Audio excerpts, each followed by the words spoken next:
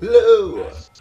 Blitmaster 5 here, giving you a little comparison of Ghost in the Shell, because I just saw the movie yesterday and I had to kind of go over a little bit of the original movie and the standalone complex series, just to get some comparisons of how well it was adapted. No, I did not go over the manga. Sorry, but from what I have seen, I gotta say that Ghost in the Shell, the Scarlett Johansson starred version, 2017, is a good movie.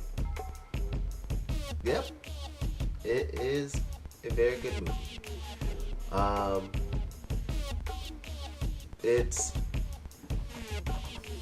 It captured very well the whole sci-fi element and the themes it explores, just like the original movie, with humanity and identity and just exploring how the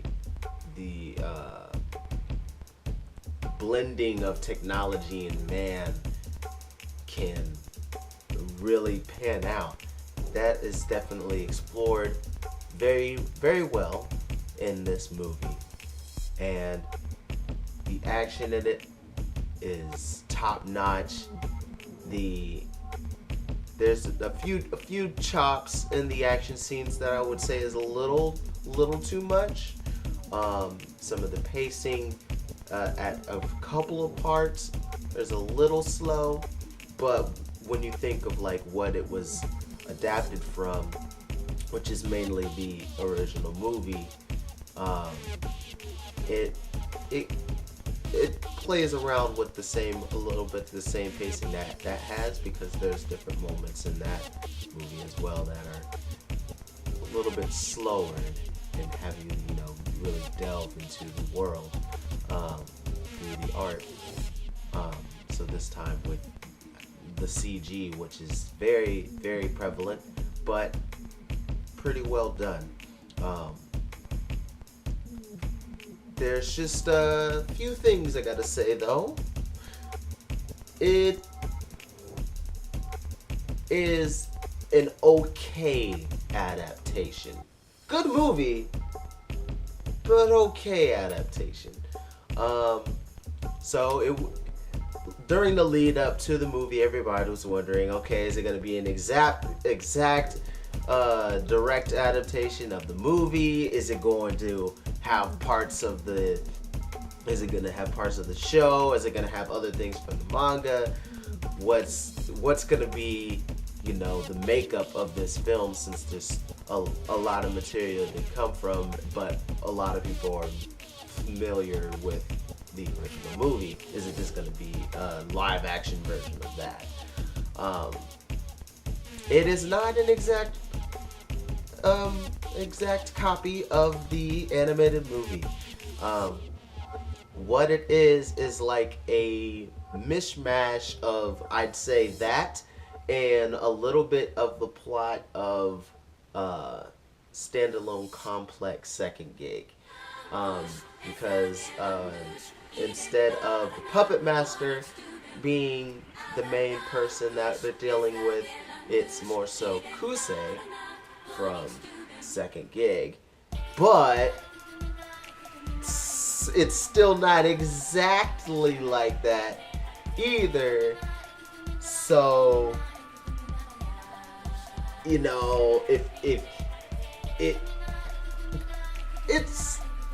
it's an interesting twist on those parts of the Ghost in the Shell franchise. But would I say go see it? Yeah, I'd say go see it. Like I said, it's a good movie. It's entertaining. And the acting in it is pretty good. I would say there were some interesting choices. Like, they tried to get a mix of different cultures in the team, which was interesting to see, and that way I think it was a way to also justify a little bit more, you know, Scarlett Johansson being the major, and so the Section 9 team is a little bit more diversified. Like, one of the main members is actually now female. I still wasn't able to pinpoint exactly which one it was, and I don't feel like looking it up right now. And also the way they were, I feel like maybe they went a little too far trying to appease two in the adaptation with Aramaki, because yes, they made sure they cast a Japanese actor, but man, he was Japanese. Every time he spoke, subtitles. I'm surprised they went that route. But in the grand scheme of things, if you think about it, since he was pretty much the only one speaking Japanese and everybody could still understand him, it was kind of like maybe technology advanced to the point where they can all understand each other, like they just like an automatic translation thing going on, or maybe they just all know Japanese because they're in Japan, even though the rest of the cast does not speak Japanese. I don't know. I don't have the answer to these questions. But it was an interesting choice in my opinion. The way they had some of the plot points play out, I was like, okay, are they going to explain what just happened? Because there's some parts towards the beginning I was like, I wonder if they're going to let me know what in the world she's doing right now, because I have no idea what that is.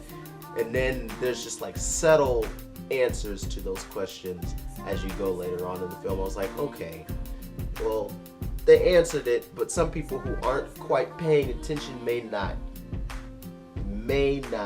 get what's going on. But for the most part, it went pretty well. But yeah, for this last section, you already know I'd say you know, it's good enough to go see. So if you don't want any spoilers, I'd say go ahead and end it now, because for the last probably like 2 or so minutes, I'm just going to go in spoiler territory, because I'm going into how the plot all meshed together. So in the movie,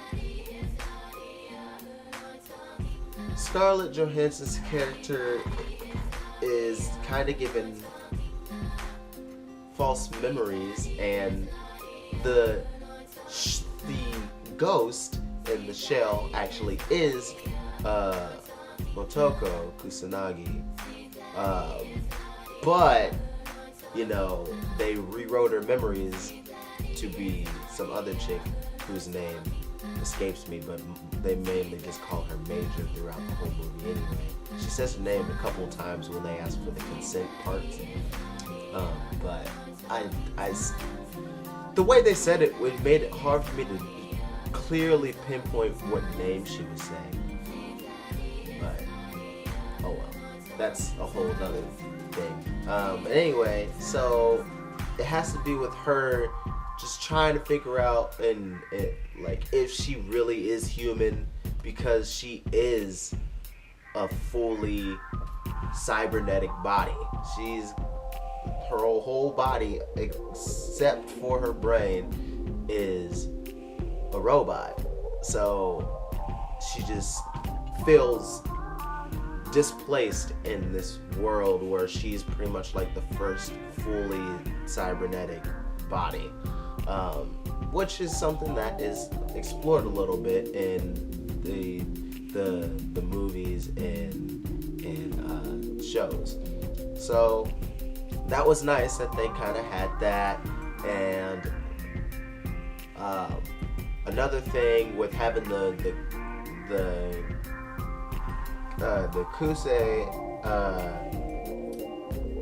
basically idea as the main villain instead of like the puppet master part, even though there are things that happen in the movie that are kind of set in motion by a completely different person, because there's a lot of like shot for shot parts from the movie that is interesting that they meld it together with the Kusei story. Because with him, it was kind of like the group consciousness type of thing, and also like a possible link to the Major's past, like actually knowing who the original person is. So it was interesting, and like having that little bit of kinship there. So that was an interesting thought. But like the overarching like real big baddie is just kind of like the robotics company. So that was interesting to see how that happened, and there's some things about it made it slightly predictable. There some slight predictable moments, especially if you've seen the original movies, but and TV shows, but yeah, it was just interesting to see how they melded it together, and therefore like some of the things are just like kind of weird knowing the past, like how these past things were created, and seeing how they like mishmashed together to try and make one film with bits and pieces of things from all over the franchise. It was interesting. And they even like had the origin, put in the origin of like Bato's eyes in there. Like they've had him lose his eyes in the movie, and that's when he finally gets the robotic eyes. So it was very interesting the way they adapted it. That's why I'm like, it's an okay adaptation, because it's like it kind of works, but it's also just a little strange. So, and then like having the whole like sort of mom figure in the Dr. Olay, and yeah, she was beautiful. Olay, she had the skin no, I'm just playing. But it was just interesting to see how they worked all these different things from across the franchise and try to put it all as much as they can into a somewhat cohesive plot. So I have to commend them on really trying to like make a new movie while maintaining a lot of the original plot lines that are available. It's just some things I feel didn't gel as well as they could have, which is why I'm like, it's an okay adaptation. Good movie, but okay adaptation. But those are my thoughts and a little comparison between the Ghost in the Shell movie and the rest of the franchise, because I've been a fan of it since my